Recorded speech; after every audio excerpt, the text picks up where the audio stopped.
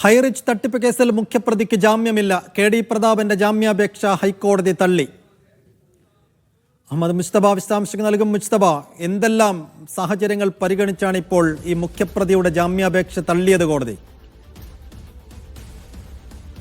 നേരത്തെ ഈ കേസുമായി ബന്ധപ്പെട്ട് കൊച്ചിയിലെ സാമ്പത്തിക കുറ്റകൃത്യങ്ങൾ അന്വേഷിക്കുന്ന കോടതിയും PMLA കോടതിയും ജാമ്യ ഹർജി തള്ളിയിരുന്നു. അതിനെ തുടർന്നാണ് പിന്നീട് പ്രതാപൻ ഹൈക്കോടതിയെ സമീപിച്ചത്. പക്ഷേ കേസിന് സമാനമായ നേരത്തെ ഉണ്ടായിരുന്ന അതേ സാഹചര്യമാണ് ഇപ്പോൾ നിലനിൽക്കുന്നത് എന്ന് കോടതി നിരീക്ഷിക്കുന്നുണ്ട്. എന്തായാലും ഇപ്പോൾ ജാമ്യം നൽകുന്നില്ല. ജാമ്യത്തെ ED കർശനമായി എതിർക്കുകയും ചെയ്ത ആ സാഹചര്യത്തിലാണ് ജാമ്യം നിഷേധിച്ചിരിക്കുന്നത്. നമുക്കറിയാം, നേരത്തെ ഈ കേസുമായി ബന്ധപ്പെട്ട് കുറ്റക്കാരനിൽ തെളിയിക്കാൻ പ്രതിഭാഗത്തിന് കഴിഞ്ഞിട്ടില്ല എന്നുള്ള ഹർജി പരിഗണിച്ചാണ് PMLA കോടതി അന്ന് ജാമ്യം തള്ളിയത്. സമാനമായ സാഹചര്യം ഇപ്പോഴും നിലനിൽക്കുന്നു. മാത്രമല്ല, അന്വേഷണം അതിന്റെ ഏതെങ്കിലും ഒരു നിർണായക ഘട്ടത്തിലേക്ക് കടന്നിട്ടില്ല. എന്തായാലും ആ വിഷയങ്ങളൊക്കെ ചൂണ്ടിക്കാണിച്ച് ഇപ്പോൾ ഹൈക്കോടതിയും ജാമ്യം നിഷേധിച്ചിരിക്കുന്നത് മൾട്ടി ലെവൽ മാർക്കറ്റിംഗ് ശൃംഖലയിൽ പങ്കാളികളായ നിക്ഷേപകരുടെയും അതോടൊപ്പം തന്നെ മറ്റു തരത്തിൽ വിവിധ സോഴ്സുകളിൽ നിന്ന് വന്ന പണം ഉപയോഗിച്ച് വലിയ തരത്തിലുള്ള കള്ളപ്പണ ഇടപാട് നടത്തിയെന്നത് ഉൾപ്പെടെയാണ് ED കുറ്റപത്രം. മാത്രമല്ല, ഇതിന്റെ കേസിൽ പലതരത്തിലുള്ള നിരവധിയായ കോണുകളിൽ നിന്ന് കേസുകൾ വരുന്ന ഒരു സാഹചര്യം ഉണ്ടായിരുന്നു. എന്തായാലും അതിന്റെ അന്വേഷണം ഒരു പൂർണ്ണഘട്ടത്തിലേക്ക് എത്തിയിട്ടില്ല. ഇതുൾപ്പെടെയുള്ള കാര്യങ്ങളാണ്